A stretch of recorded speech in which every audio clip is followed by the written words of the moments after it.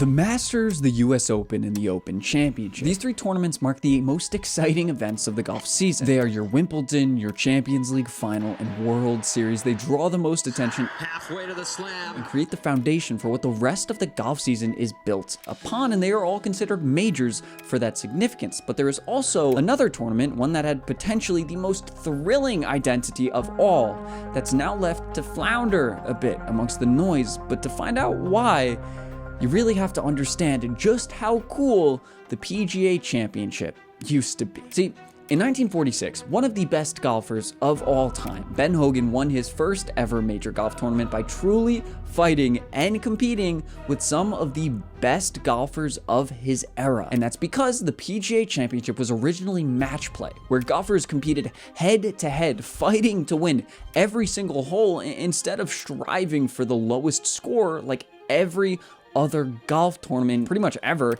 including the other majors. And all of that led to, believe it or not, some very remarkable moments where players were challenged in ways that they never really were for most of the golf season. And for a little while, that combines with the unique field as the PGA professionals from around the country were allowed to qualify and compete for the tournament, similar to how amateurs go through the qualifying in the US Am to compete the Masters in the US Open, created a field that was a little bit different than we normally see. But then in 1957, they basically threw all of that out of the window when they got rid of match play altogether. This all started because the 1957 edition of the PGA Championship lost money, leading to American broadcasters pressuring the PGA to get rid of match play altogether, as the risk of losing the most popular competitors in early rounds could make it difficult for viewers and patron numbers to meet their expectations. The tournament at the time also went on a lot longer than normal golf tournaments because of the match play setup. It had to have qualifying stages where finalists would end up playing upwards of 200 holes over 7 days just to win the Wanamaker Trophy, and so they got rid of match play. It also really didn't help at the time that Ben Hogan, arguably the most popular golfer ever up to that point, maybe you could argue that, was not able to compete in that major at all for several years since his horrific car accident that nearly took his life in 1949. That led to several years of really nobodies winning the title and the championship overall becoming much less interesting. However, even though the tournament was stripped of that major identity, one that has been so core to the way that golf has been played forever by amateurs, by normal people, and by professionals, it wasn't the only thing that the PGA Championship had going for it. In those years, American golfers very rarely made the trip over to the UK to compete in the Open Championship. And so the PGA Championship was kind of America's replacement of that, as they usually somewhat overlapped, even though America already had their own Open. And that's because a lot of the Americans just struggled to justify that move, as it could be expensive, and due to the qualification stages, there was no guarantee that they would even be able to compete for the purse and make a big appearance at the Open. And in fact, even though the first two PGA Championship titles were actually won by an Englishman named Jim Barnes in 1916 and 1919, it wasn't won again by a European until Padraig Harrington in 2008. And that's ridiculous. But before we get into other identities that the PGA Championship kind of tried to take on over time, I think we should take a look at the tournament this year, because it's not that impressive. Without the allure of something like match play or the pull of Augusta, with golf becoming less exciting after Tiger, we're left with something at Quail Hollow this year that just feels kind of like another tournament, not a major. And I think people are showing that as well. And we can tell by going over to today's sponsor, Koshi, the only place to trade on all kinds of events all throughout the United States legally. Heading over there, you can see that a lot of guys have gone on really, really exciting runs this week, and yet are still being pushed behind guys like Bryson and Jon Rahm in the odds making, even though I would argue neither one of them has played that fantastically this year, especially Jon Rahm, but his numbers are still above a lot of guys, which makes me feel like a lot of people aren't really paying attention to this tournament, and also makes me feel like there could be some decent money made on some of these quieter guys. And I like Pavone specifically because I think he's been due for a while, but that's really just the tip of the iceberg of what you can do on Koshi. From the NBA playoffs to the Federal Reserve rulings to Trump's decisions and more, you can join millions of users that have made over $2 billion in trades. So if you want to try it out, Koshi's giving $10 to anyone who signs up with using my link and trades $100. Again, that's code ROLU at Koshi.com if you want to take advantage of that deal, and make sure you check it out before the PGA Championship ends and betting closes. Thank you again to Koshi for sponsoring today's video. And now let's move on to what the PGA Championship would become after they lost the match play identity, because it's kind of sad. See, after guys like Jack Nicklaus and Arnold Palmer really made it popular for Americans to go overseas to play in the UK and compete for the Open Championship, the PGA moved to the last slot in August. And I think they were basically forced to, because even Americans that weren't the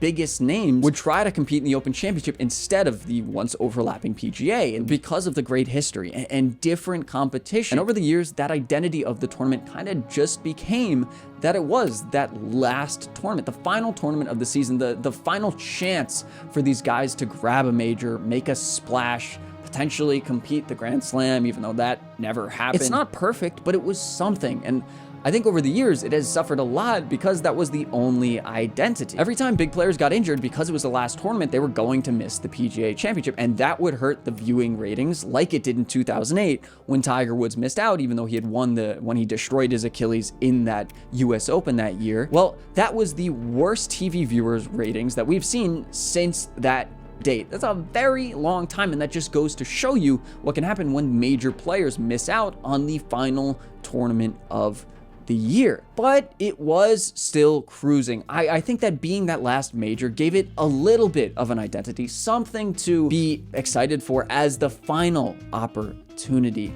However, that's not the case anymore, because yet again, in 2019, they took away the last identity I would give it, as the PGA of America chose to move the tournament to May, like it is this year, right between the Masters and the US Open. Apparently, because the cooler weather would allow a wider variety of courses, and I guess they thought that would be more exciting. And then they also wouldn't have to reschedule it because of the Olympics now hosting golf tournaments as well.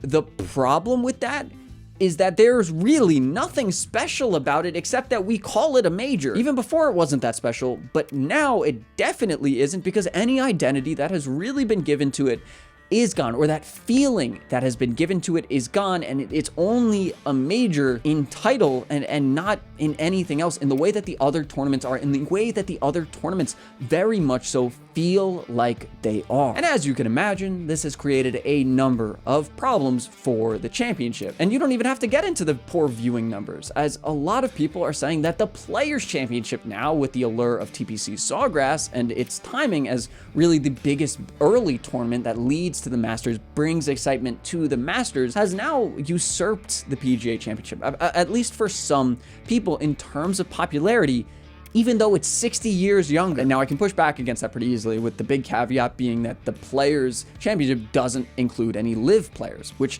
has become much more of a story over the past few years, especially with Bryson booming in popularity because of his social media presence, and with the live versus PGA thing being a major debate over the past couple years. And now today, the PGA Championship is left in a very weird spot. Solutions. Returning to match play is probably the conversation around the tournament that I see the most, and I think that idea is sick because match play is so cool. It feels competitive and more like a head-to-head sport in what we're used to, in a way that only the most intense final rounds of golf really can feel that way, but it feels much more like those other sports that we watch. It's also a big challenge for a lot of guys, and can show like a side of these competitors, a side of these great golfers, in a way that they don't really show very often, which is also why I think the Ryder Cup is so cool. However, I don't love the idea. For broadcasting reasons, obviously, it would absolutely suck if no big names make it to the last few days. And it would just absolutely drone on.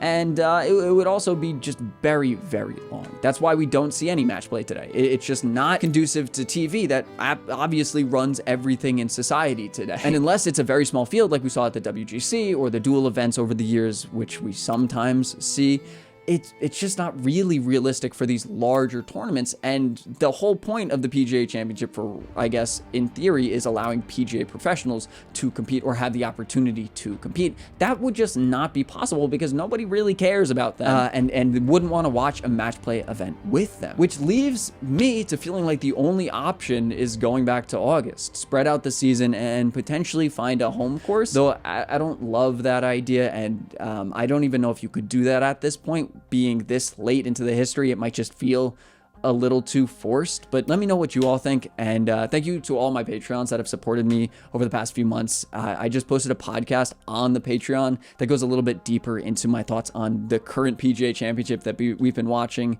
and gets into more detail about this video. But thank you guys for supporting me, and go head on over there if you want to do so more. But I'll see you guys in the next one. Peace.